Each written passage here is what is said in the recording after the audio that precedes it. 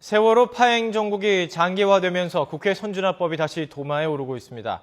선진화법 때문에 각종 민생, 경제 법안 처리가 어려워졌다는 여당과 여권의 무능을 감추기 위해서 이 선진화법 핑계를 대고 있다는 야당의 주장이 팽팽히 맞서고 있습니다. 박순표 기자의 보도입니다. 미디어법과 한미 FTA 비준안 파동을 겪은 지난 18대 국회는 마지막 본회의에서 국회 선진화법을 통과시켰습니다. 여야 몸싸움의 빌미가 된 국회의장의 직권 상정 요건이 제한됐고 제적의원 5분의 3을 확보하지 못하면 법안의 일방적인 처리도 불가능해졌습니다. 덕분에 19대 국회 여야 쟁점이 많았지만 단 한 차례의 몸싸움도 일어나지 않았습니다.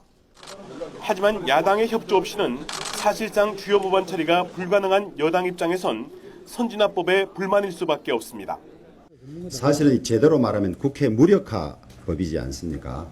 그래서 지금처럼 국회가 야당의 동의 없이는 한 발자국도 나가지 못하는 상황이 조금 더 지속된다면 저희들이 이 헌법 소원 등의 방법을 통해서라도 이 문제를 호소하려고 하는 준비를 대부분 마쳐 있다는 보고를 드리고, 반면 새정치연합은 여당의 주도로 만든 선진화법을 다시 손보겠다는 것은 여권의 무능을 야당 탓으로 돌리는 것이라며 각을 세우고 있습니다.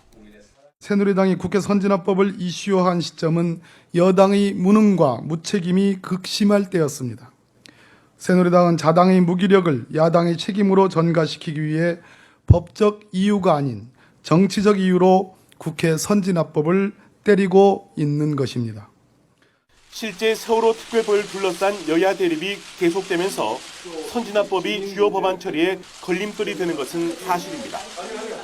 더욱이 선진화법에 따라 11월 30일까지 예산안 심사를 마치지 못하면 12월 1일 예산안이 자동 상정되는 상황에서 예산안의 졸속 심사 우려까지 나오고 있습니다.